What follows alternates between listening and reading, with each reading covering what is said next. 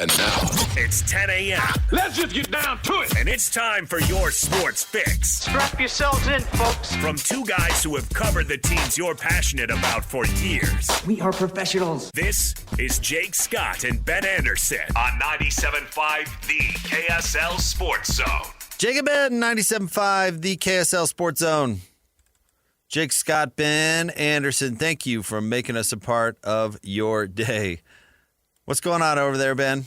You doing okay? Doing well. How are you? Got your NBA on NBC hat on today. Heard Bob Costas do the intro for the game last night between the Bucks and the Knicks, and then it went right into the the light shooting out of the logo, and then right into Round Ball Rock, and I thought, we're back. Did you see his face, or was it just his voice? Just his voice. Okay. Yeah. Well, I was going to ask how his eyes looked. How his eyes are? Yeah. No, just heard his voice. Or if he had any work done. Yeah. Well, I'm sure, yeah. I would imagine. Oh, they should write a book about him. How to look like you're 15 forever. Yeah. Dick Clark special. Yeah. Yep. Yeah. But old Bob's still doing the intro, huh? So they're leaning into the nostalgia? Big time. And the league misses that. The league has kind of abandoned its lore a little bit. I think that's been an issue they've had. Kind of don't talk enough about its history. It's always, who's better than this guy? Who's better than this guy? And it's not celebrating so much some of the great history of some of the teams. And so that was a cool part of those intros always, kind of just telling the history of the season and then of the past. And they certainly got into that with, Willis Reed and Kareem, and it was cool. You know what's interesting? Like I was listening to the Logan Cooley presser, and we'll have top three stories of the day, and we'll get into the details of that. But I was listening to all the comments, and it was really cool. But Ryan Smith actually talked a little bit about the NBA in comparison with this, because this is an 8-year contract that Logan Cooley is signing, and Ryan's ultimate point was like, we could plan on him. Uh-huh. Like we can build around this young core of Mammoth players, because you know what? They're going to be here. Ryan made a joke. He goes, buy a house, which I laughed. But he said with the NBA, he's like, we're talking 4-year deals. And he said, he used the word recruiting. He's like, I have to start recruiting after 2. Yeah. He said he compared it to the transfer portal in college. And I just wonder, Ben, if the reason that we're nostalgic is not somehow connected to that.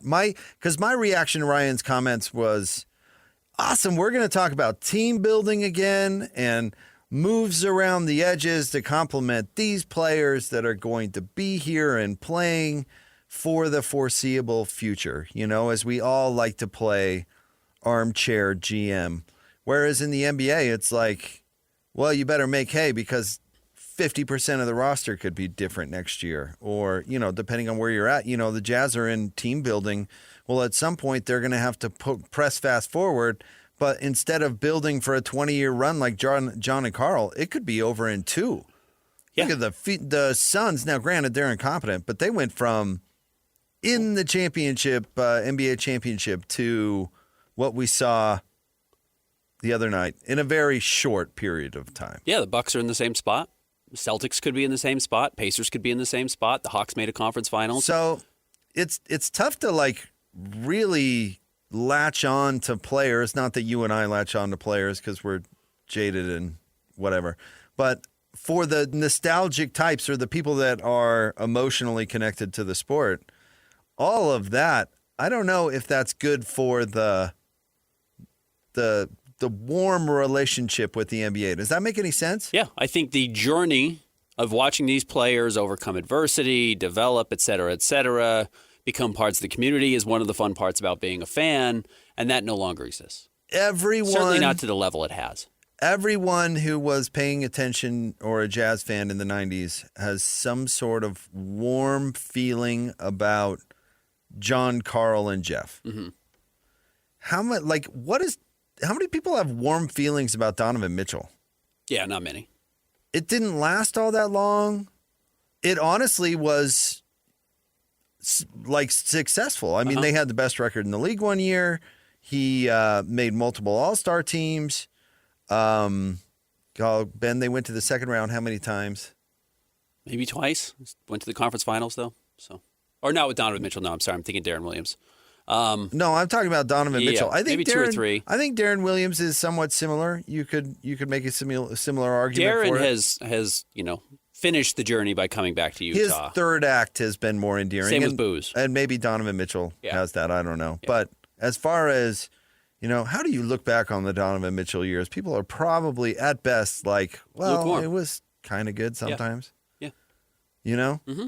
Whereas John and Carl were here for 20 years. Everybody's like, and that was everywhere in the NBA. I remember when he walked into Hot Rod's restaurant that one day in '89. Ewing was with the Knicks through all of the 90s, and David Robinson was with the Spurs through all of the 90s, and Jordan went in, 83? Was that the draft? And was there until 98? Was with the Bulls for the most part. The go somewhere for a year or two was a thing back then, so let's not pretend that all the superstars were retired with their teams. That's not the case. But Hakeem, 85 for mine. Hakeem spent his career with Houston, even though he went other places. And you know what? Even though he did go other places, he still couldn't buy his own drink in Houston if he tried. You know what I mean? Yeah. John Stockton has been, somewhat controversial as of late. My guess is if he went to a Jazz game, he'd still get a pretty warm reception. Of course. Yeah. Beloved. He has a statue. And he wasn't even a particularly warm person. But he was here forever and had a lot of success and all those things. Yeah. So I think that the short-term nature of it does affect how their relationship with the team or the sport or whatever. And maybe they're more in love with the team and less in love with the players going forward. Yeah. That's probably the case. All right. We've got a press conference for RSL coming up at 10:30 that we're going to carry live. Friend of the show, Steve Starks, we're going to hear from him, so stay tuned. So we're going to do top 3 stories of the day at KSLSports.com right now. Brought to you by J. Brooks Jewelers. Cherish your love with J. Brooks Jewelers. Explore their expertly crafted engagement rings made from the finest materials. J. Brooks Jewelers. Christian, where do you want to start today? Number 1, sticking with the big news, the Utah Mammoth announced this morning Logan Cooley has signed an 8-year extension worth $80 million. And I'm actually not sure how this works in hockey. You see what do they say, AAV, annual average value or average annual value, whatever it is. Now, his number kind of jumps all over. So it's front-loaded, and then it drops, not low, but lower in 6, 7, and 8, or 5, 6, and 7 years, 5, 6, and 7, down to like 7, 8, 9, because he makes like 12 and 13 in the first few years. I don't know if that's actually how it applies to their salary cap sheet, or if they just say you average it out over the year and it's $10 million a year, which is why they always say AAV. It's different than I've ever seen in any other sport. Regardless, it's a big chunk of money. He's going to be the highest paid player on the team. And it's $1 million more than the rumored deal he turned down per season right before the year started. Can I speculate as to what you're talking about? Because I actually don't know. But my guess would be that, yes, it does fluctuate. And to make it more team-friendly, one thing I'm finding interesting about hockey is because it's got to be the most team-friendly sport in terms of CBA amongst the major sports, maybe not counting something like soccer. I'm not sure. But as far as comparing it to basketball, I don't know. Football is pretty team-friendly. Maybe that's a different argument. But certainly baseball.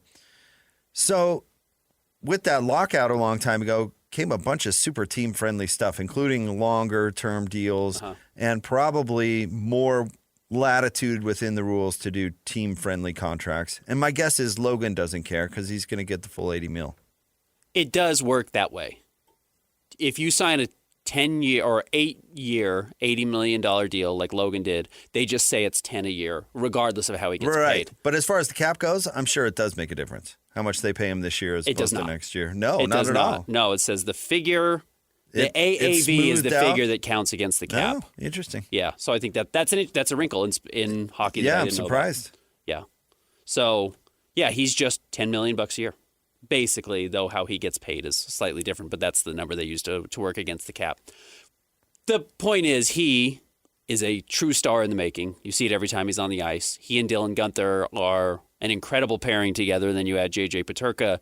That has been probably the most effective line. The top line is certainly very good with Keller and Schmaltz as well. But you see the fact that all those guys are 23 years and younger, 24 years and younger, and are now locked up for, how long was Peterka's deal? It was longer, not quite 8 years. But this is what this team is going to look like for the foreseeable future. And it's a really good place to be, and probably not a spot that the Coyotes ever found themselves in. So great timing. Peterka's 5 years. So you've got half a decade with these three guys who are all in their early 20s that are only getting better. Christian, if you were Logan Cooley today and you took Ryan Smith's advice to buy a house, where would you? What neighborhood would you pick? Oh, now Park Christian City. is a Brigham City guy. Okay, Yeah. Park City. Yeah. Park City. Just like city proper, or are you talking? I'm talking something nice. like a condo at DV, Top of Main Street? or what? The Main Street houses are cool, or I'd go somewhere with a view. Sure. Okay, Ben. You know, you can get a smoking deal in Glendale right now. I've lived in Glendale, so it's close to the arena. Not Arizona. No, not good. No, different Glendale. Now, I hate to break it to you, Ben, but you yourself could move to Glendale tomorrow. Correct. Okay, you'd go Glendale? Yeah. I obviously would still pick Olympus Cove. Proximity to the downtown and the practice facility, second to none. 300 people in Glendale, Utah. So you'd be the king of the town. I guess I never lived in Glendale. No, that's a little far off. And to go off Christian, I might actually. He probably doesn't have enough dough to move to Glen Wild quite yet. Maybe he goes Midway or something. All right. Or maybe he'll buy multiple houses. Yeah. Well, he can afford it. Good on him. Well, he'll probably get something in Minnesota, his hometown. I would imagine something on the lake, and then have your huge, beautiful mansion here. Again, these guys are weird. They all live together. Not all of them, but like a lot of them live together, despite the fact that they have signed huge contracts. Because they're young people. Yeah. Because they're 21 and don't know any different. Yeah. Especially in hockey, where I imagine they've been living in dorms with each other since they were, 13? Mm-hmm. It's probably like a comfort thing. But the Mammoth did get crushed last night. They were up 2-0 after the first period, and then gave up 5 goals in the second period. It's kind of their first real letdown. It was the last game of the long road trip that they'd had so much success. Whatever, they won 7 in a row. Yeah, it does. Yeah, it was a Take a night very off, successful fellas. trip. It's an extraordinarily successful trip. Next. Number 2, college insider Brett McMurphy doing some reporting for On3. Sounds like other athletic directors are fed up with Utah's injury reporting. All right. I don't care. We've talked about how this was going to happen. Everybody saw this coming. Utah continues to play with the rules however they have to. And if you want to defend Utah and say they're not, they should be. You should be screwing with the rules. Yeah. Because there's no reason not to. If you feel like that's a competitive advantage at this point and they're not going to stop you, do that. Say that Devon Dampier is available. He doesn't have to play just because he's available. That doesn't mean anything. Do you guys want the playbook too? What does Utah owe you in this situation? I bet the other athletic directors would argue, I don't know, how's the best way to put this? Gentlemanly behavior, the nature of sport, the environment they're all competing in, honesty, integrity, yes, the all those. squeaky clean world of college football. Yeah. Right. No, Notoriously, I know. Listen, we can play whataboutism all day. I get it. Yeah. Yeah, I get it. We're not talking about the rec league at the Y. I know. I understand. But that would be their argument. Now, Witt's argument would be what you're making right there, or I don't have to do anything, or whatever. What I find funny about this is obviously those athletic directors didn't do sports radio during the Cam Rising year. Yeah. Obviously, the two of us were jaded by this whole thing years ago. And so it is kind of laughable to hear athletic directors object to your point. But I don't understand. Here's where I don't agree with Kyle, and I don't know. I'm just a radio bozo. Who am I? It doesn't give you an advantage. Just wrong footing the other team for 10 seconds.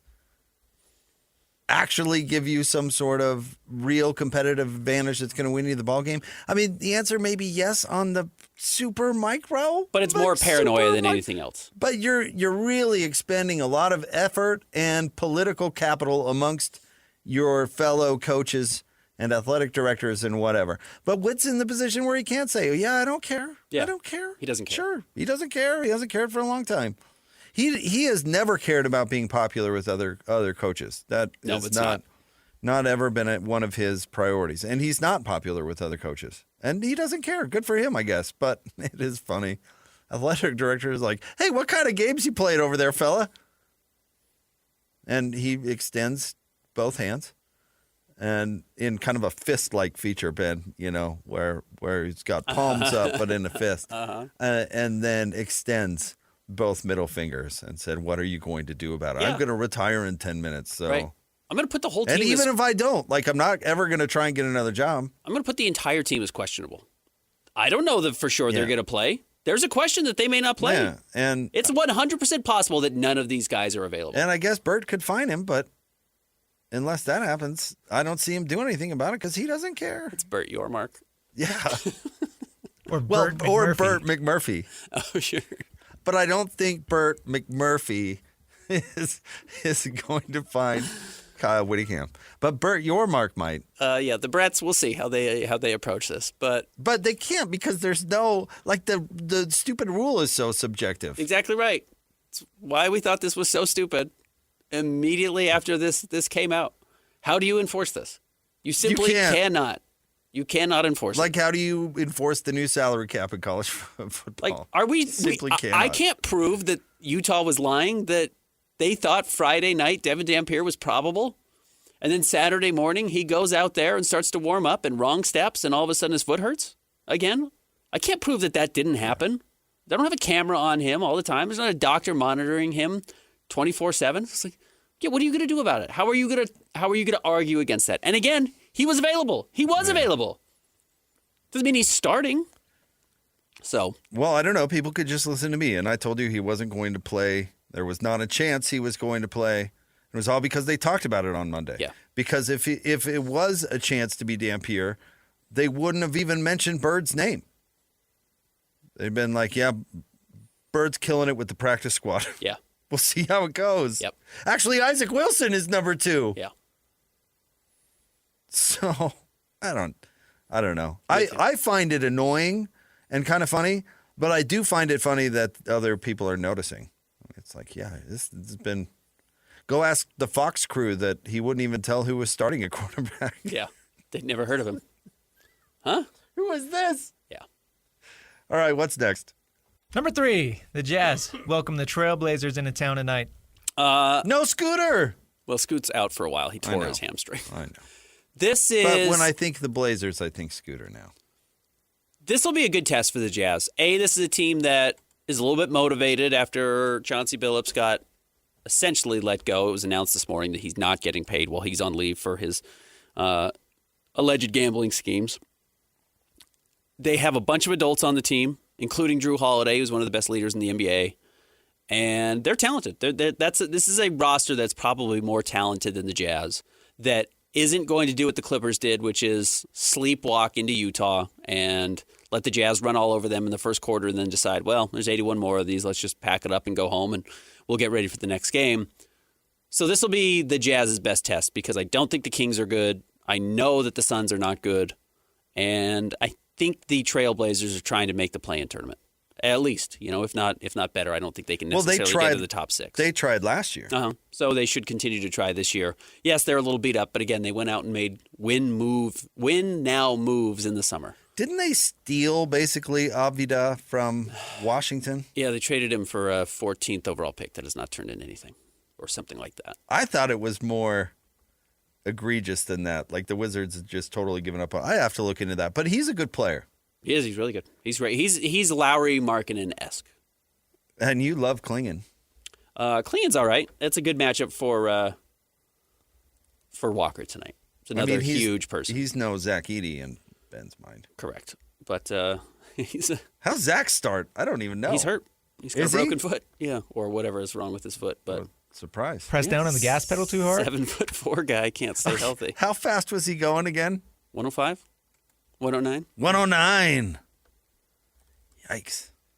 So this is a good test for the Jazz. I'll be curious how long. I do think I wonder if Will Hardy has painted himself into a little bit of a corner with Svi Mikhailiuk starting, because the truth is Svi is going to look better than rookies because he's been in the NBA for 5 or 6 years now and just knows the tricks of the trade, knows how to be in the right spots.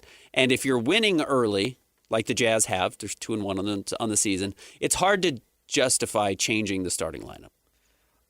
Sure, whatever. I mean, we're going to see a zillion starting lineups. I'm not bent out of shape about it. I think the interesting part of Svi is how different his game is than it was last year. And maybe that's the lineups he played with, because last year he had zero shame. And this year he has like at least, I don't know, Ben, 10% shame? 15? Uh-huh.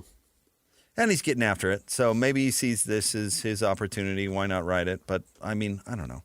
We're going to see 5 different people start at that position before January. And that's even if they're like actually trying. Yeah. Because injuries happen and Correct. situations happen and people a trade could happen. Yeah. So I don't know. Svi, sure, knock yourself out, Svi. Just start playing. Just continue to play hard on defense. Yep. All right. Stay tuned. We're going to have a press conference for RSL coming up next.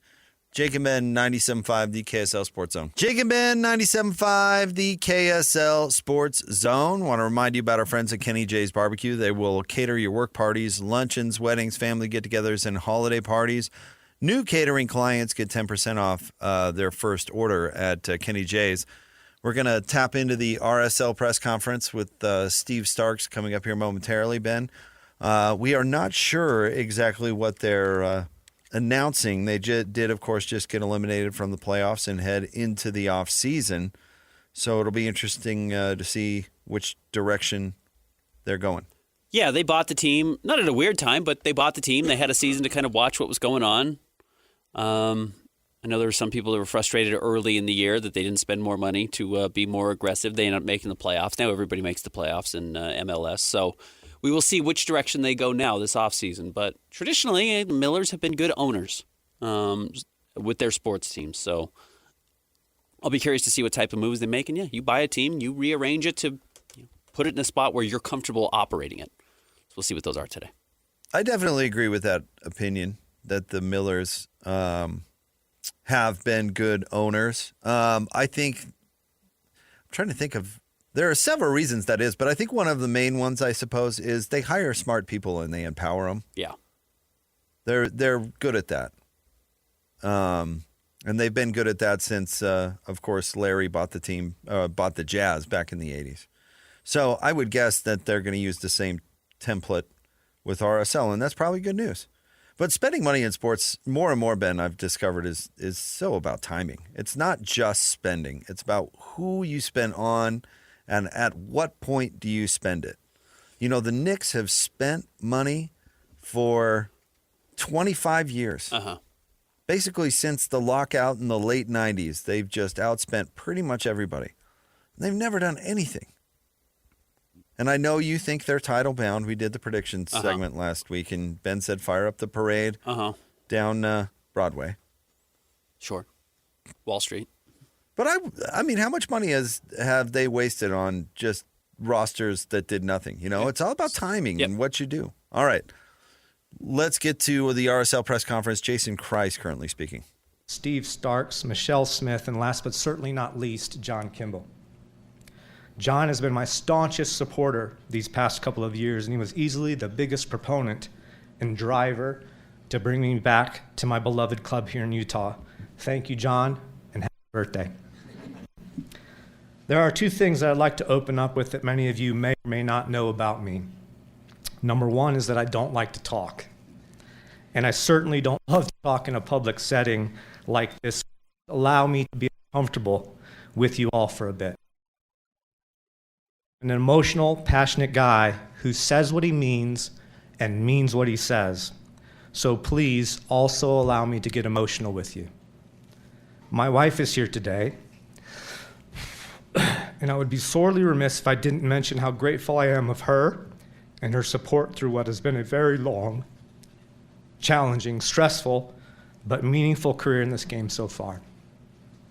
She is my rock. She is our family's backbone. And without her, there is zero chance I would be standing here today. Thank you, Kimberly.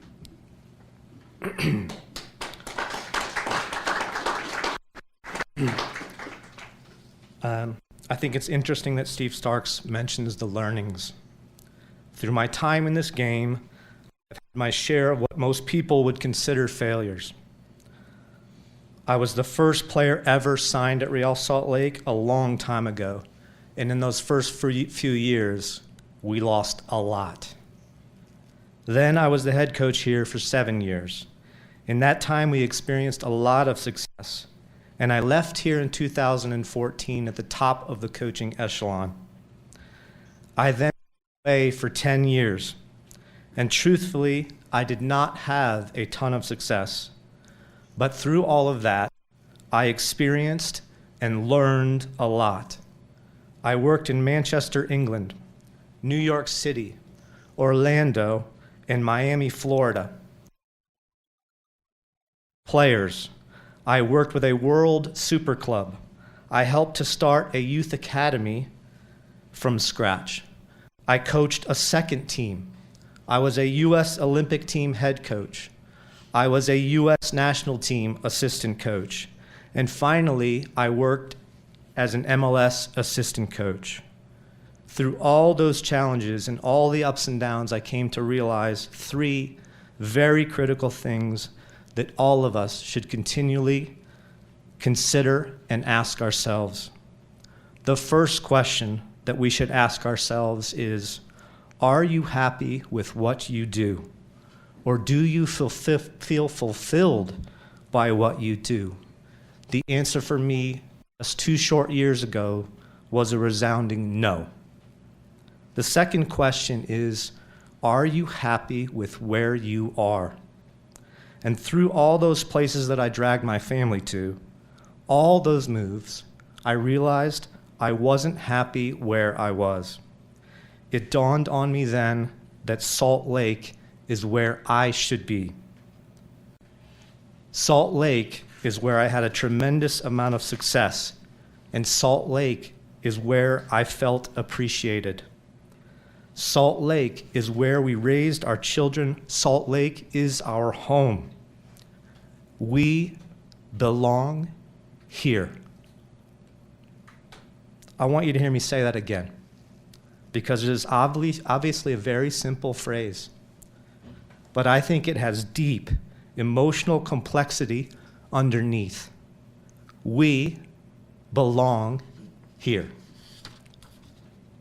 And the third question, and arguably the most important one, is who do you surround yourself with?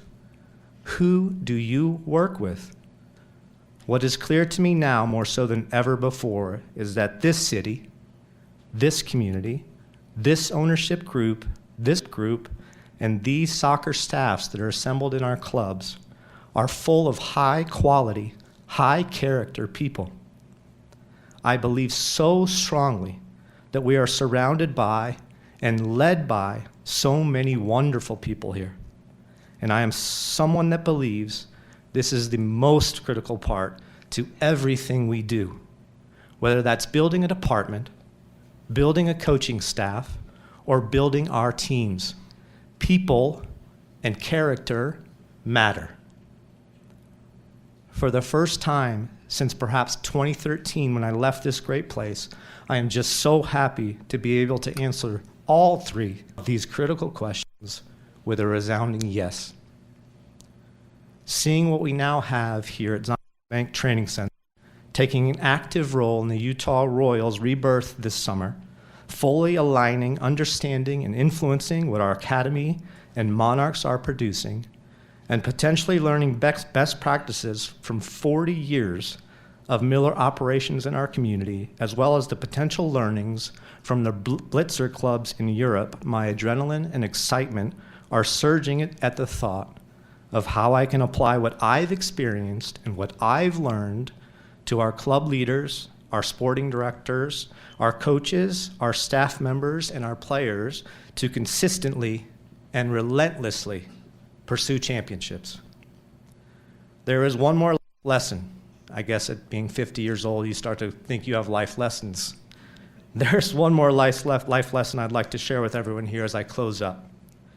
And it was actually the main point of focus I tried my best to impart to the Royals staff and players this past summer. There are really only two things in our lives which we have absolute and sole control of: our attitude and our work rate. I can make everyone here two solemn promises. Number one, I will approach every day with a positive, competitive, and collaborative attitude. And number two, I will put absolutely everything I have into this project. Nobody will work harder or be more committed to this than me. The best is yet to come. And as my favorite Latin phrase states, audentis fortuna juvat.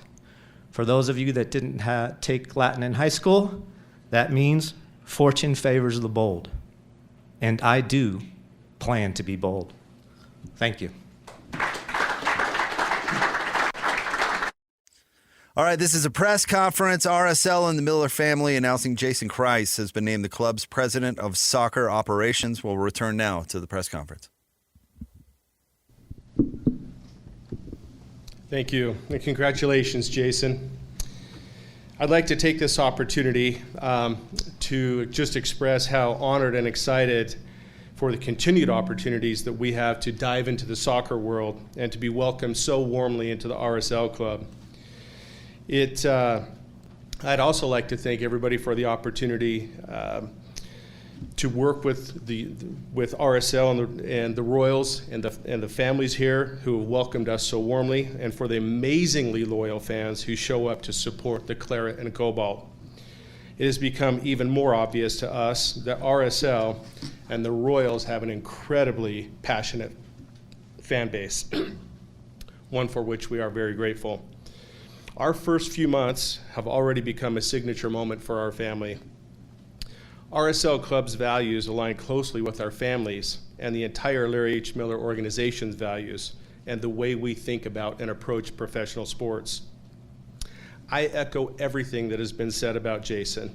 He is a phenomenal connector amongst the coaches and the players, the front office, the business sides of our operations, with the fans in the community, across all aspects of the club.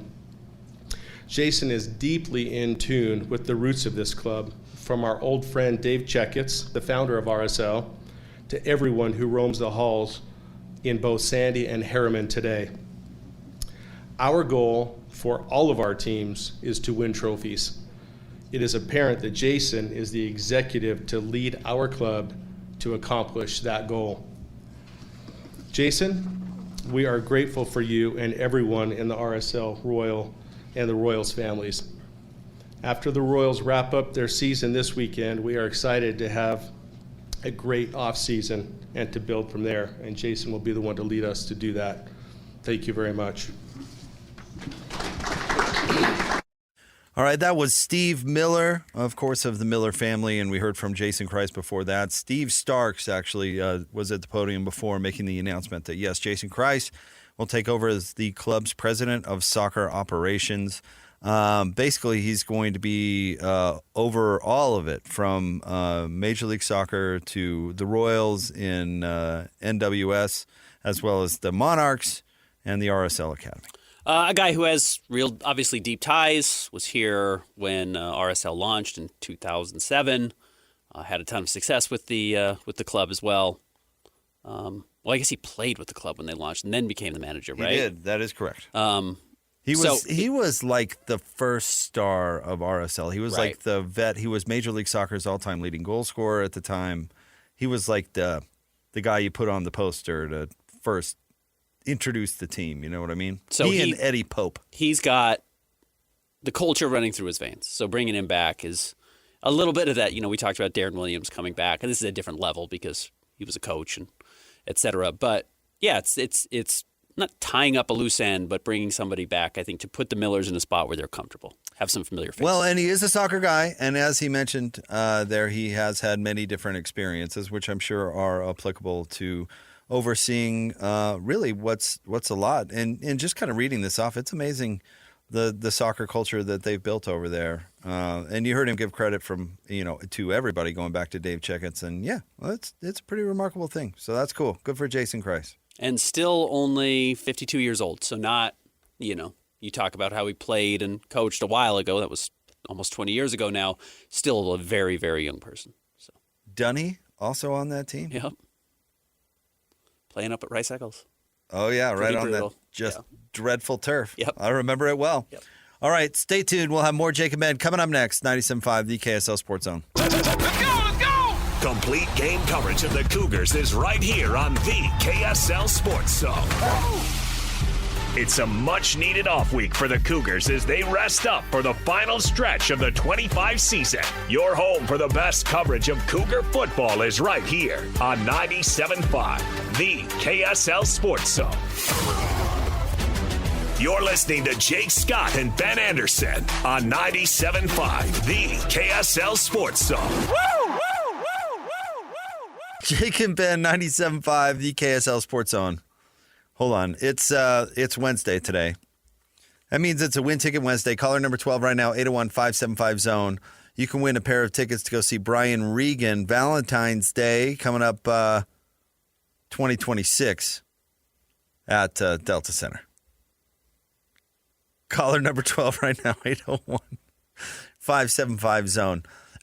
Ben, you know me. I always hate to be critical, but I always laugh.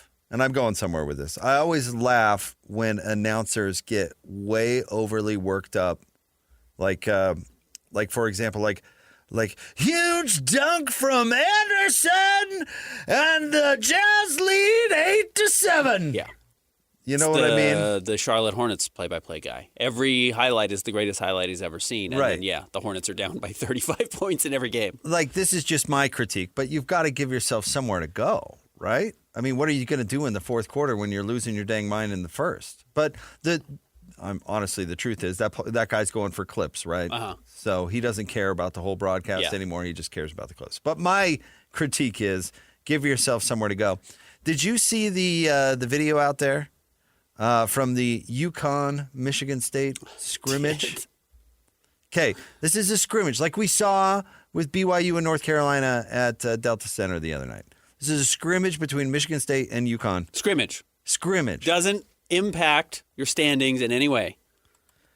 Dan Hurley just loses his mind at his team. Yeah. I mean, absolutely loses his mind.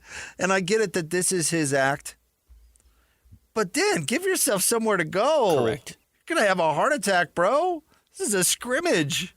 He truly – and this is some of his veteran players. Like, they've got a couple of guys on this UConn team that were freshmen when they won their first championship. They've got to totally roll their eyes, right? So he's in there, and he's calling them every word you can imagine. He's soft and a lot of expletives filled in there. Uh-huh. But, these guys have to just be like, all right, coach, I've seen enough of you. I've seen this before. Especially these guys getting paid now. I really wonder how some of them are going to respond to this. He's a lunatic. He is a lunatic. Yeah, he's truly. Total... And that's not breaking news necessarily. But to your point, this is not the Sweet 16, 4 minutes left. Guys aren't grabbing rebounds. It's an exhibition play in October. College basketball doesn't start till November. No one starts caring about college basketball until January. Relax. What could possibly be going on where you're telling their players they're so bleeping soft? I think I'm surprised this guy exists even now. But you know what? UConn's got $1 zillion, and they don't really have a football team, so he's got an easy job. Good for him, I guess. Yeah. I guess that gives you the license to treat anybody however you want, even if it's a preseason exhibition game against Michigan State. Apparently. Wonder what his blood pressure is like. It's not good. Couldn't be, right? No. You almost wonder if he's going to burn himself out at a very young age. Well, I hope so. Yeah. I mean, out of profession, not out of because you don't want him to be alive. Not out of this existence. Yeah. That'd be a little cold. No, that's a little much. But that's a little much. He's a little much. He's a lot much. Why would you ever go play for that guy? Yeah, I think that's going to hurt him, in all honesty.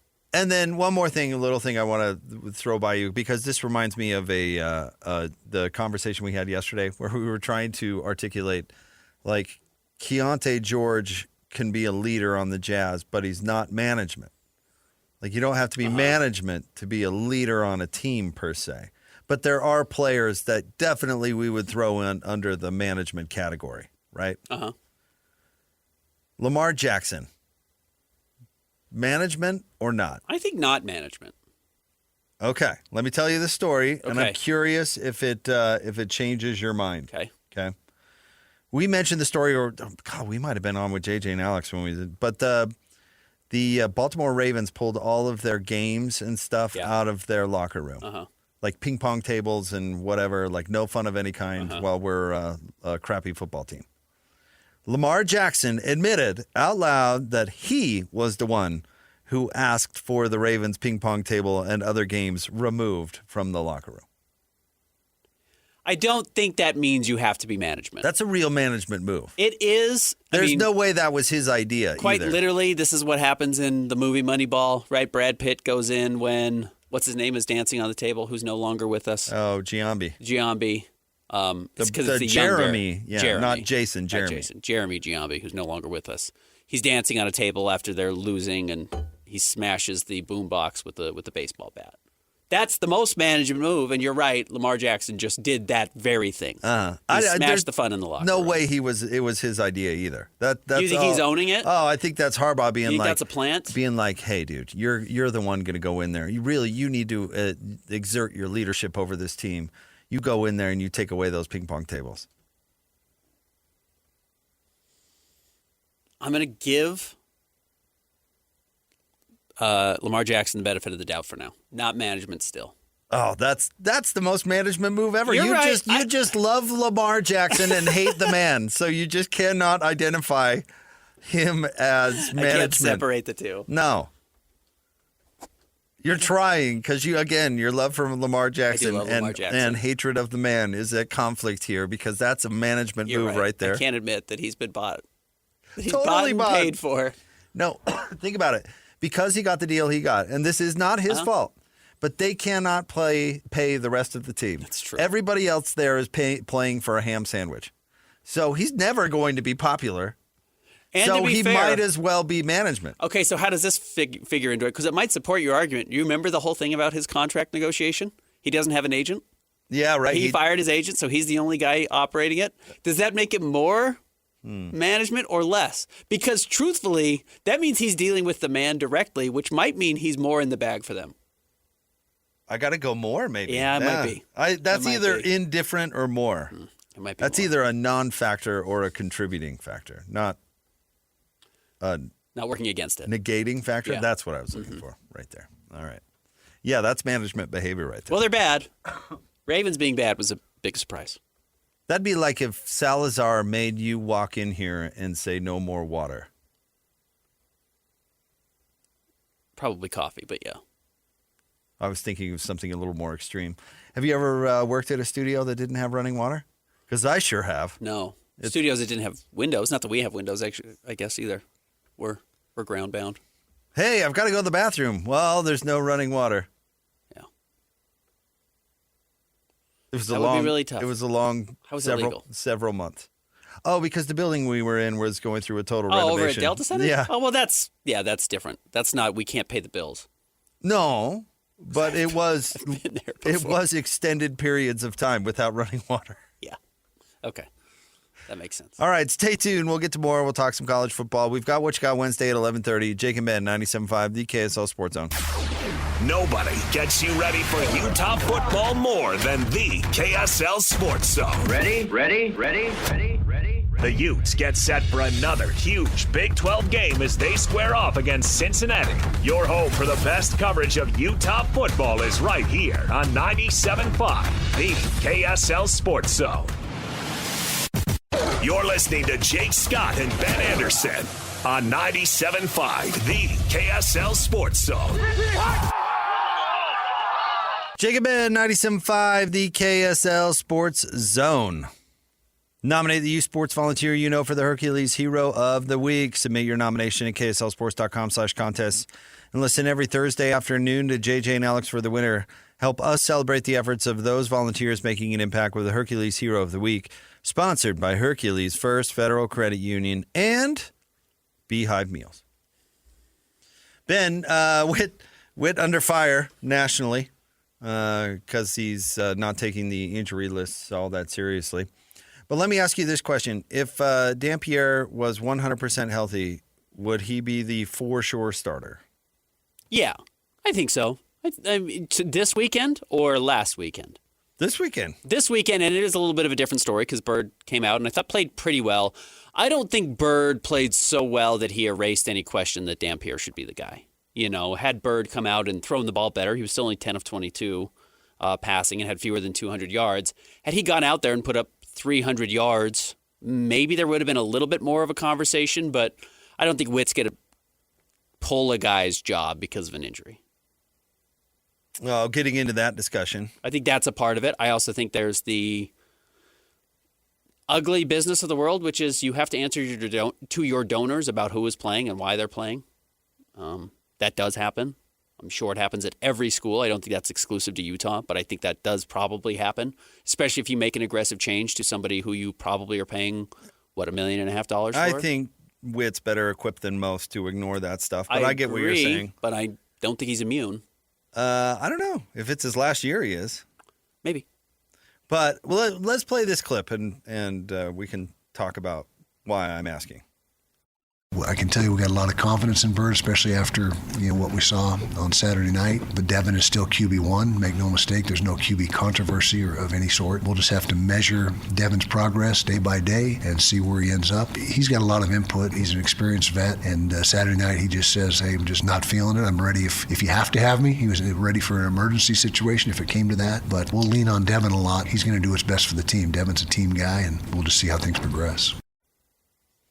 I've seen a lot of Ute fans out there. I'm guessing there's a lot that would tell you that the Freebird is the more dynamic player. So why would you automatically go back to Dampier? I was not expecting the Freebird to throw 300 yards. This offense I don't even think is built to have a 300-yard passer. That's not what they're trying to do. So if he's a more dynamic runner, I'd play him. If it were me. I don't think we have, A, the sample size, or B, the quality of sample to make any real judgments on Byrd. And Byrd, excuse me, on Byrd Ficklin. I told you, he was 9 of 9 going into this game passing. And I thought the throws he had made looked, and again, I'm talking about 3 of the 9.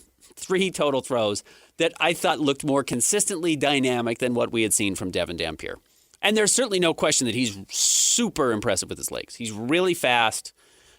He's been able to not just, beat guys at the speed, but break tackles, juke guys out of their shorts to make sure he picks up extra yardage. He's done a nice job with that. I don't think necessarily that means he's better than Devon Dampier or even built physically to outperform Devon Dampier. Now, because he's gotten more coverage this week, you do get a sense that Byrd's probably a little bit bigger than I thought. He's not just kind of the little guy who's running around Jason Shelley-esque. He's bigger than that. I think he's more well-built than that. But I don't know if I would be ready to throw him out there and expect him to be able to survive the remainder of the schedule. Whereas, and Dampier's already gotten hurt and missed a game himself. Dampier, I do think, is built a little bit more to take the number of hits that he has set himself up for, or the offense sets him up for. Okay. I don't know if I'm thinking long-term at all if I'm Utah. I'm thinking, in all honesty, your win or go home from a conference championship standpoint, which is how these guys work. They go from our goal is the national championship to our goal is the conference championship, and the goal is not dead for Utah unless they lose. I'm playing who's going to beat Cincinnati, who's going to beat the mighty Bearcats. And I would listen to an argument about the Freebird Ficklin because I don't think either one of them can throw, honestly.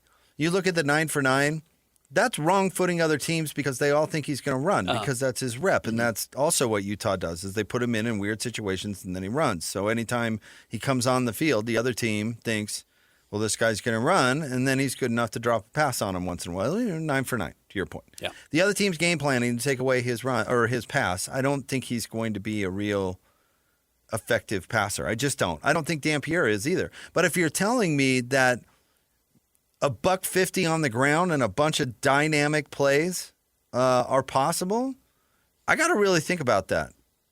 And if he's capable of doing that and Devon Dampier is not, I've really got to think about that. So that's why would really we all. think that Devon Dampier is not capable of that? Hasn't he done that a bunch? No. What did he have against Arizona State, in all fairness? Because that was his best game. 120 rushing yards, 3 touchdowns on the ground. Nobody could throw the ball in that game because of the wind and because of the rain. So it was ugly. The game before that against West Virginia, he hit 4 passing touchdowns. Like, I recognize if you want to circle the BYU game where he was not ultra impressive, or the Texas Tech game where he was not ultra impressive, because those are 2 really good defenses that I think are designed to abuse a one-dimensional offense. And that's, I think, the problem of the offense more so than it is the problem of the player. I would get why you might be a little bit more down on Devon Dampier right now than, you were to start the season. But I think he's going to continue to be able to be more of the guy we saw against Arizona State or the guy we saw against West Virginia against the remaining teams on Utah's schedule. Well, he also threw the worst interception you've ever seen against West Virginia, which was just a brutal throw when he went downfield. So fine. I'm not taking the pass that much into calculus, to be honest. So Colorado's run defense is dreadful. So who knows what's real too? I mean, that comes into the calculation with it'd be nice to see practice and all that stuff because we really have no idea. But if I've got a guy who can go out and put 150 on the ground on anybody and make a bunch of chunk plays, like running for 60 yards or whatever, what was his first big one? 75 yards. I got to really think about that because that's going to be the difference between winning and losing for this Ute team, as we saw with how they lost against BYU and Texas Tech, where they were just spinning their wheels and couldn't move the ball. You got to have somebody who's going to make a big-time play, and if Bird's more likely to do that, I got to think about it. But if you tell me that it's 50-50, fine, moot argument. Go with the older guy or who you think is the best passer. But I got to think it's like an Avery Johnson situation. It's like, is he going to go out and give me a bunch of 30-yard chunk plays because he's so dynamic? Well, I got to go with that guy. I suspect you would have seen similar production against Colorado, except for, and I think this is fair to say, Bird's performance was actually pretty immature. Which is not that what's he supposed to do? Not run for 75 yards when the seas part and he's got the ability to run and get a touchdown there? No, of course not. But I do think you recognize in some of those situations as you become a more mature quarterback or an older quarterback, you're just handing the ball off, right? You're going to crush Colorado. The writing was on the wall very early in that game that Colorado didn't stand a chance. So you live to play another game as the quarterback. You're not taking extra hits that you don't need to take. You're not running the ball a whole lot if you don't need to. So you're handing the ball off and Wayshawn Parker's eating or Daniel Bray's eating or Nakiri Rogers is eating, and that's fine. And I think you can move on from there. And I wonder if Byrd is not mature enough at this point to not call his own number. Because that's what he's done his whole life, and it worked in high school, and then you don't realize why it doesn't work until it doesn't. And then you recognize, okay, I've got to start handing the ball off more, keep myself healthy. I get your point. Tyler Huntley should have given the ball to Zach Moss more, and as he matured, he gave the ball to Zach Moss. I don't think the throwing potential is there, and I don't think that Wayshawn Parker is Zach Moss. Okay, yeah, I mean, he's a sophomore, or whatever, but. I stood by a quarterback guru at one of Tyler Huntley's first practices at Utah. And the guy, I can't remember the other two bozos. They had a quarterback or whatever. But they were getting all the headlines. And the quarterback guy was like, no, pay attention to that guy, the guy from Florida, because look at the motion. And he explained it all to me. And it's like, that was all there for Tyler Huntley. He just had to get better and figure out how to use it, and resist the temptation to run. I don't think this is that. I don't think that Wayshawn Parker is Zach Moss. No offense to him, who is. Right. So I think they need the dynamic plays on the ground from the running back. I don't think this is one of those luxurious situations where you can pick how you do it. And here's the thing. What I'm saying is I think you get those dynamic running plays from Devon Dampier too. I think for the most part, until he's absolutely had to, He's not out there running around doing that. Do I think Byrd would have done better against Texas Tech and BYU? I don't. I really don't. I think the way Utah's offense runs and operates, I don't think you're going to be able to abuse teams like that. I don't think you're going to be able to beat teams like that because Twice, actually. They can sit and wait for you to run the quarterback, and then they just drill you. And I don't think that's successful. I do think that if I were Utah now, where I may have not felt comfortable doing it because I didn't know what I had behind him, I may open up Devon Dampier more now because if he does take hits, I'm confident that my backup can still run the offense. But we can be more dynamic with Devon Dampier really pushing it to the limit because if the worst case scenario happens and he does get injured, I trust my backup, which I didn't through the first 6 weeks of the season because I just hadn't seen Byrd enough and we didn't know if he could go out and win a game. And now because you're actually out of the Big 12 title race, probably, not mathematically, but likely, what are you hiding for? Go out there and beat Cincinnati. No, I think they have to put everything they've got into this game. I think they've got to forget about everything else. Yeah, so let Devon Dampier go out there they're out of it. And be his most dynamic self, which I kind of suspect they haven't. But if he's hurt, then he can. Yeah. Which now we're back to that. And the premise of this convo was both players are healthy. I don't know if Dampier is as dynamic as the Byrd.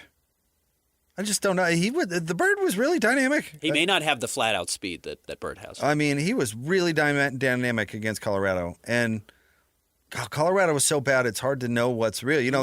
That's why I find this conversation intriguing, because I'm honestly taking the passing out of it. Who's got a home run hitter type athleticism that's going to go get me 14 points with 4 or 5 big plays? Because that was Byrd against Colorado. And you make it to a good point. Maybe that was Devon against Arizona State. That was a wild game in and of itself because the conditions were so weird. Uh-huh. So who knows what's real in that game? But if I'm making the decision on what quarterback that I'm starting at Utah, I want the most dynamic runner I got. But over a long enough sample size. So right now I'm looking at the rushing yards for Devon Dampier. 80 carries this year, 440 yards, about 5.5 yards per carry. Now quarterbacks can have a high yards per carry because they can be very selective, right? They wait until, they're playing man coverage, everyone's backs are turned, they scramble, and they pick up 15 yards. So their average yard per carry can be a lot higher than your typical running back because if you had a running back who had 5.5 yards, you'd let him touch the ball every single time. But do we think Byrd's number would be way different than that over, 7 games that Devon Dampier has played so far? I kind of don't. I think they would have very similar production on the ground. Maybe I'm wrong. I like Byrd. I think Byrd's going to be a really good player. I wonder if Utah this offseason is going to be having this conversation on a grand scale, which is who do we pay and who do we keep around? I think that's very possible. And maybe that's even somebody else that they're trying to bring in. But I think when they are cutting a check for $1 million or whatever it costs to have a starting quarterback at this level, and there's going to be people who are saying, I think we should pay Byrd, and there's going to be some people who I think say we should pay Devon. And I think you're going to have to – that's going to be a really tough one. That's funny because I think we're to the – no, I won't go back to that comparison. I don't know if it'd be either. Yeah, it might not be. I don't know if it will be either, honestly. I bet they were hoping Dampier was a little bit better passing. Yeah, for sure. And then maybe they also just don't have the other guys. Maybe they don't have the pass catchers. And this is so unfair about talking about freshmen, too, which is why this new state of college football is so stupid. But are either of these guys getting you a conference title? I don't think so. Maybe not this year, but also what you have said, and I think I subscribe to it, instead of just falling into the trap of going transfer portal every single year, you might have to develop some of these guys. Yeah. And you might not be able, you might need to have to fight your best instincts of saying, well, I can go and pay a guy who's an 8 overall because right now Byrd Ficklin coming off of his freshman season is a 6.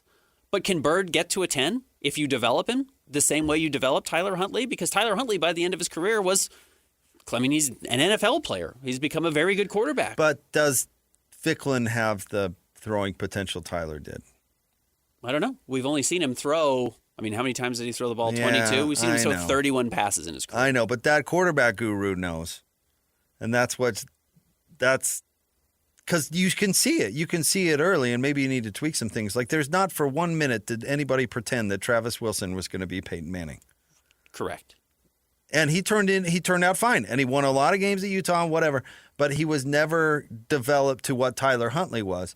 And I would argue because Tyler Huntley showed it day one. And again, I'm no expert either, but they are making that calculation on if there's that potential, Well, again, or they should be.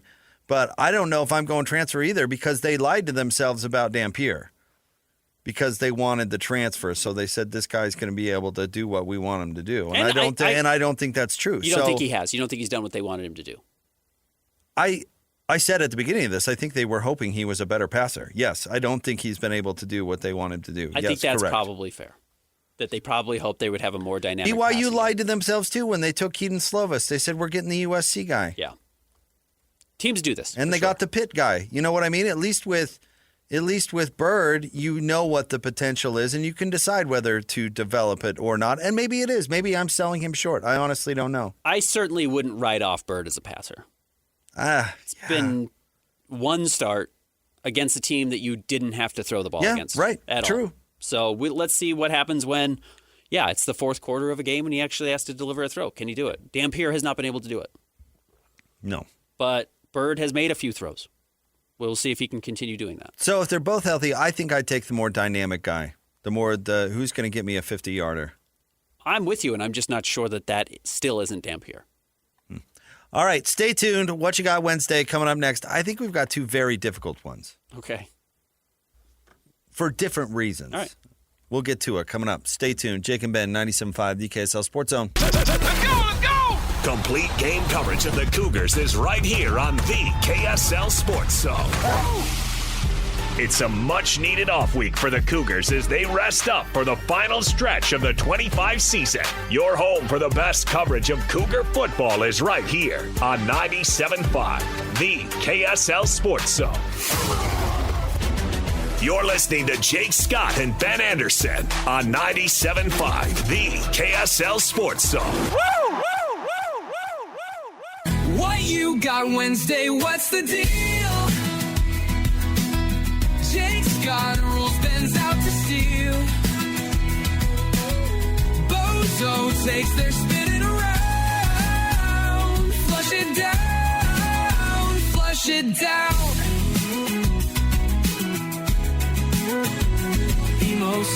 Jake and Ben, 97.5, the KSL Sports Zone. Jake Scott, Ben Anderson. It's time for What You Got Wednesday, where Ben and I go head-to-head in 2 5-selection drafts. One sports-related, one not, and then we put it out on the Snap Talk for a vote to see who wins. What happened last week, Christian? Stumbling because you didn't want to hear the results, Jake. Best current NBA players. Ben won 85-15. I'm fine losing and then, it. Best things of 4. Ben also won 77-23. I'm really fine with losing both. Okay. Especially the basketball one. You won it because you got Luka late because I refused to take him. Which I'm fine with. Smart. It was a principled draft. I'm fine to take the L. Yeah. All right. What is our sports-related draft? Today, let's go with biggest sports trailblazers. Jazz are playing the Trailblazers tonight. So we're going not Trailblazers. Not people from the Trailblazers. We're talking about people who blazed a trail in sports. Is there an automatic number 1 pick? Yeah, there is. I think so too. Jackie Robinson. Yep. Broke the color barrier. Was awesome. Yeah, great story. Won a World Series. Won an MVP. Was a football player at UCLA. Yeah, he's a great player. Veteran? Yep, no question about it. Here's the question: is there an obvious number 2? I think so, but I'll explain why maybe it's not.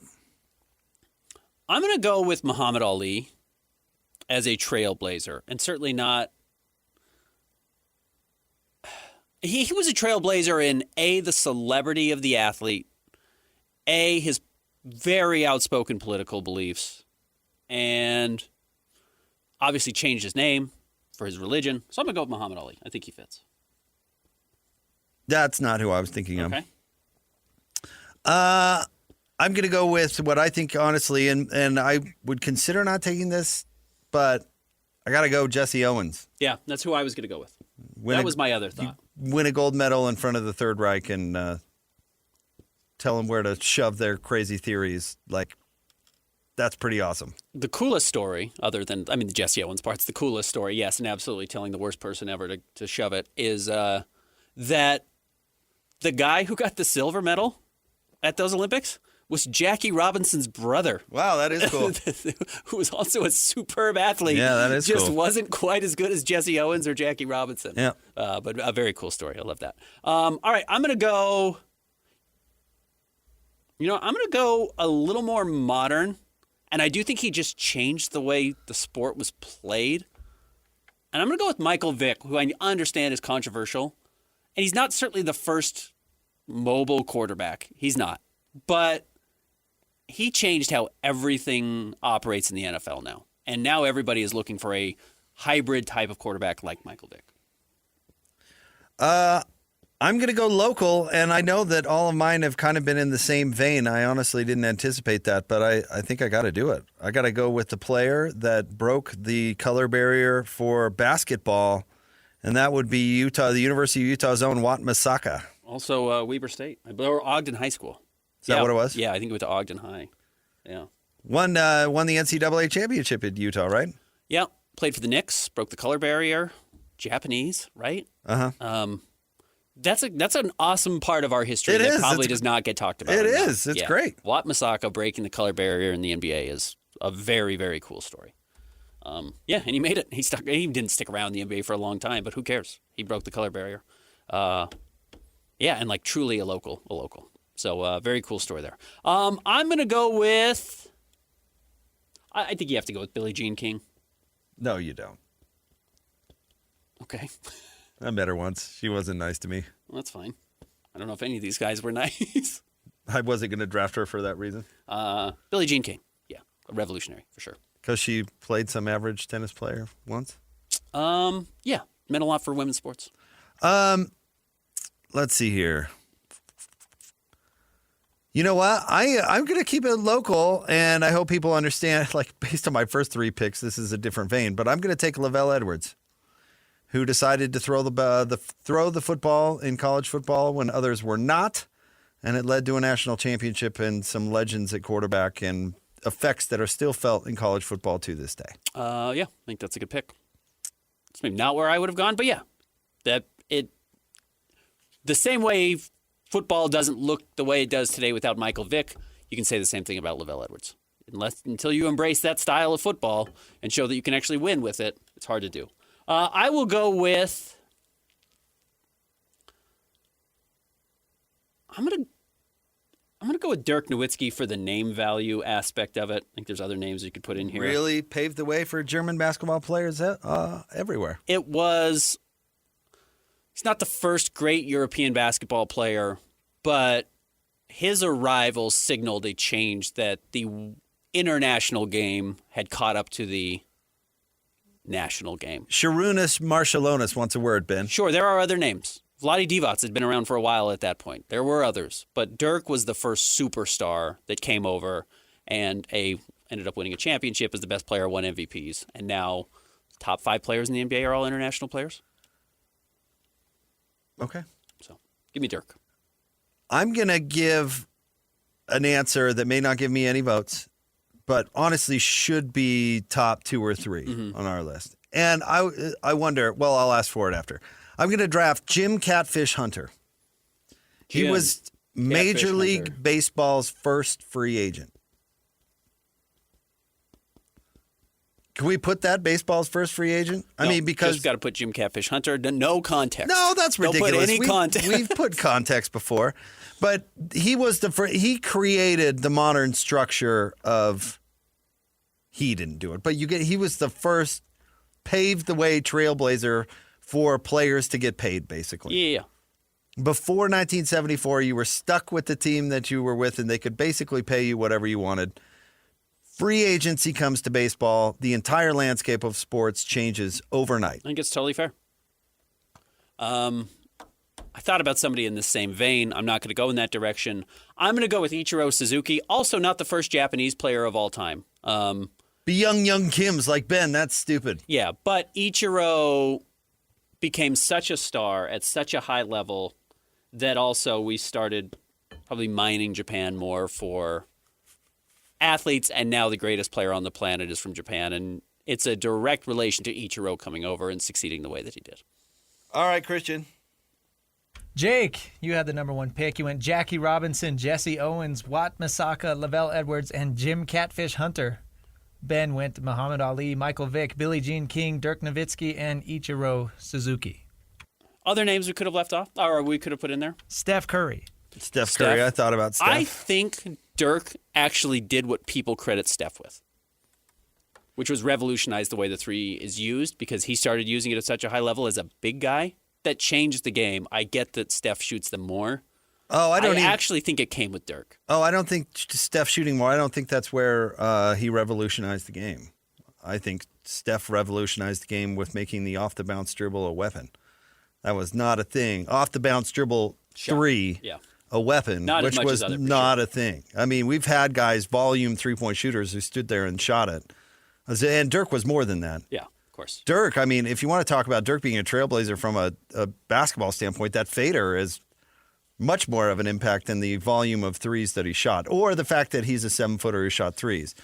Steph, how many extra threes does he get because he can actually make off-the-bounce threes? Yeah, a ton. 5, 8 more? Not 8. That'd be a lot. 5 more threes a game? 3 would be a ton. But yeah, his ability to do it is... And now there's all these pretenders out there like Trae Young that think they can do it. But truly, that's how he revolutionized basketball, in my opinion. Tiger. Michael Jordan, too. MJ was revolutionary. So were Magic and Bird. Tiger should have been drafted. MJ was it's funny, we're different definitions of trailblazer. Where MJ had his trailblazer moment was in marketing. He changed marketing for all athletes for all time. Yep. The NBA would not be where it is right now without Michael Jordan. No. Correct. Well, certainly LeBron wouldn't be selling his production company to Nike for $100 million. Ed O'Bannon revolutionized name, image, likeness. Those are all huge. I mean, that changed. That truly, you can argue, ruined college sports. Sure did. But Way to go, Ed. It changed it. Thanks for nothing. Yeah. All right. What's our not sports topic? In case you missed it, Logan Cooley signed a mammoth, if you will, extension today. So we're going to go with famous Minnesotans. Mammoth. Your other one's better. Yeah, well, that was live. It's hard to do. Yeah, that was good. All right. Lips are a little dry. Famous Minnesotans. Okay. Is there an automatic number 1 pick here? Yes, sir. I'm going to go with my man, Robert Zimmerman. Hard to beat Bob Dylan. Born in Duluth in 1941. Bob Dylan. I think you can make some arguments for some other guys. I mean, you and I are going with Bob, but I think there's some other people that you can mention. I mean, there's an argument that he's the greatest American musician or singer-songwriter of all time. There is another argument that maybe this guy, I think there's some musicians would tell you that this is the greatest musician of all time from raw talent perspective. And I'll go with the artist formerly known as Prince. I'm so glad you got Prince because I think he is overrated. You don't have to like his music necessarily. And he was a huge pop star. But like is a true savant, right? He's a great guitar player. I just didn't like his songwriting nor his style. Great drummer, great guitar player, could do literally everything. So, Prince. Let's see. Do I want to take someone just to make you angry, or do I want to take my actual answer?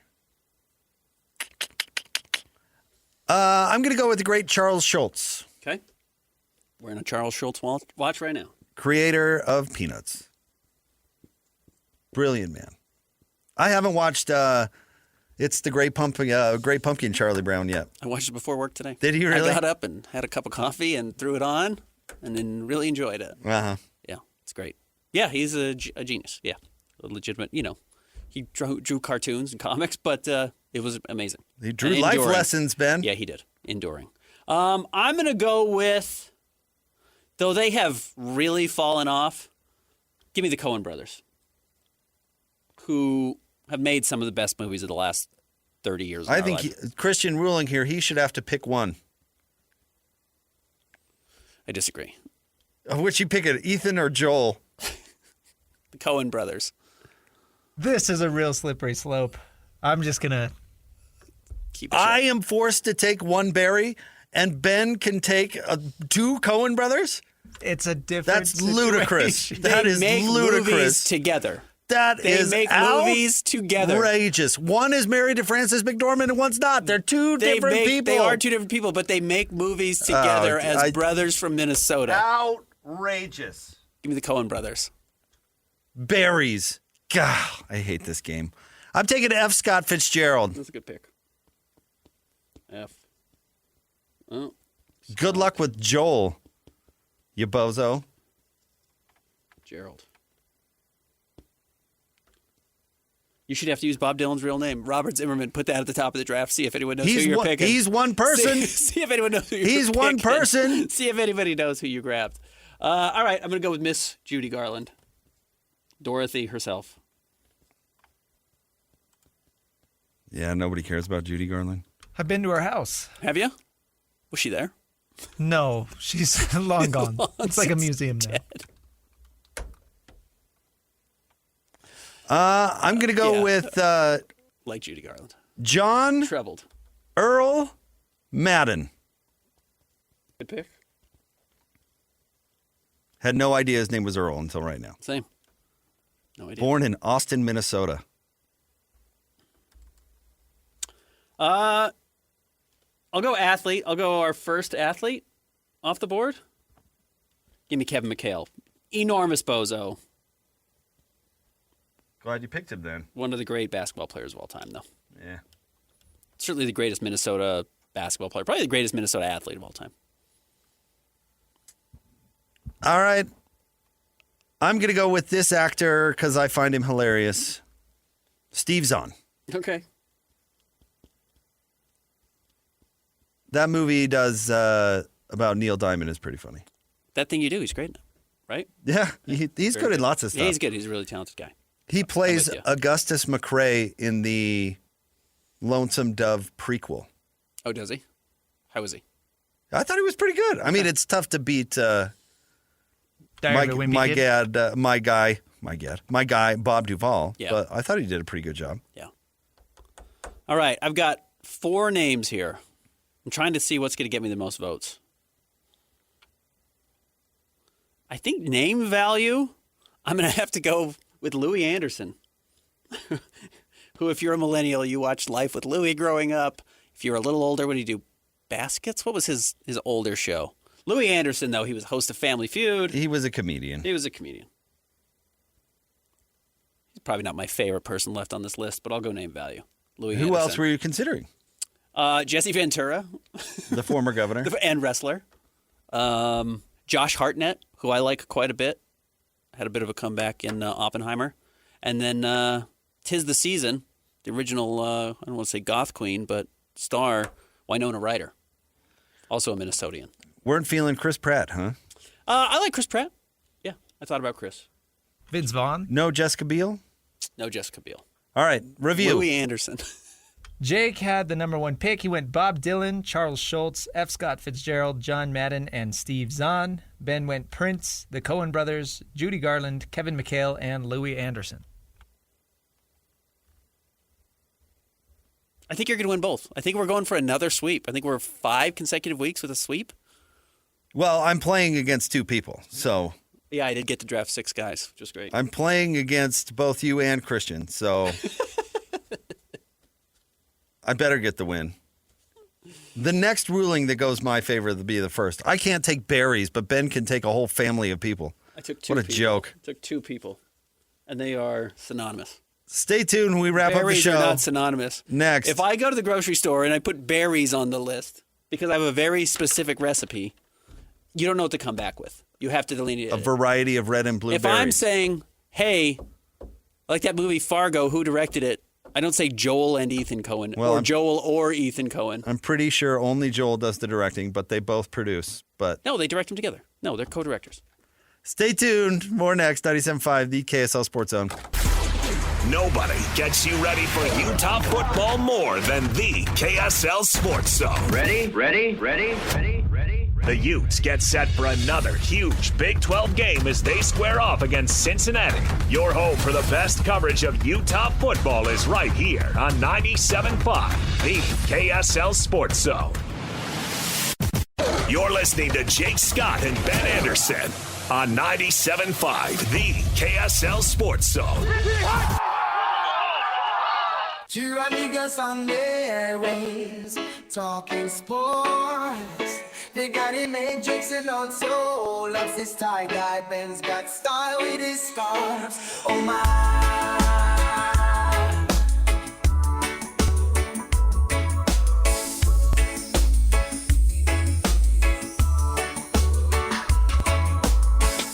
From the islands to the basketball courts, they bring the Jacob Ben, 97.5, the KSL Sports Zone. We had a good conversation about Utah's quarterbacks. I thought a productive conversation. Our friend Andrew, and I do say our friend Andrew because he weighs in a lot and we have no problem with people disagreeing with us, says Dampier has limitations throwing the ball deep downfield, no doubt. But you guys are acting like he's a triple option quarterback for Army.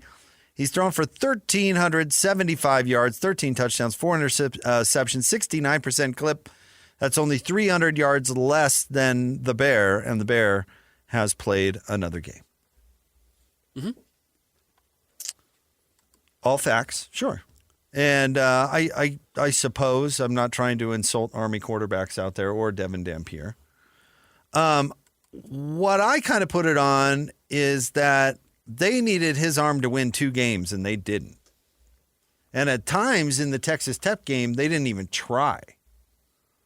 So that's the concern for me. I'm thinking of, within this offense, whoever can make the most dynamic play with their legs is going to give Utah the best chance to win. That's it. That's my take.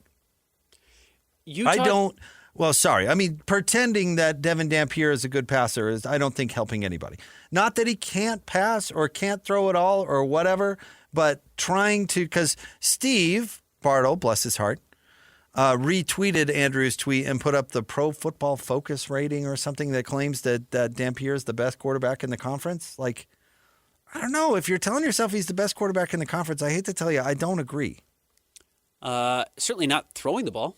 I mean, I don't think he's the best, period, but he's certainly not the best thrower in the conference. Which is what the PFF thing is trying to say. So I get it, and I get your point, Andrew, and you're certainly not wrong. And maybe I'm underselling it, and if I'm guilty of that, I apologize. But we were talking about criteria for who to go with if all things were equal. It's not, I mean, again, comparison's the thief of joy, so I'm not trying to get into a Devon Dampier versus Bear Bachmeier conversation here necessarily, but if you do want to talk about that, I mean, you can look at Bear Bachmeier's biggest passing games when we're just talking about yards through the air.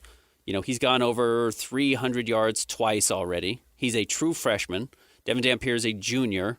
Bear Bachmeier's 3 highest passing games are higher than any Devon Dampier game this year. It's just like, if that's really what you want to get into, go and actually watch the games and tell me who's a better passer. And that doesn't mean Devon Dampier is Tom Brady. No. Or Baron Rodgers, that Bear Bachmeier's Baron Rodgers. I'm not saying that at all. Bear has not arrived yet as a thrower, but what he did in the second half at Iowa State is leaps and bounds better than anything we've seen from Devon Dampier. He won him a game with his arm, and he did this. I actually think he did the same thing at West Virginia. Yeah. So, and again, we don't need to compare the two. They're asked to do 2 somewhat different things. I mean, Bear is still pretty dynamic with his legs. They're asked to do entirely different things. The way that Bear runs is not the way that either Dampier or Ficklin run. That's not. Their offenses are totally different. I would take Devon's legs over Bear's. I mean, they're not comparable in that sense. But I'm talking about people that are trying to tell me that Dampier is a dynamic passer. He's not. You can throw Pro Football Focus in my face all you want. I don't know. Clarification: the chart is sorted on deep passes specifically. Right. Okay. Whatever. But. No, I mean, just watch. You can watch it. All right. You can see it. You can see the missed throws.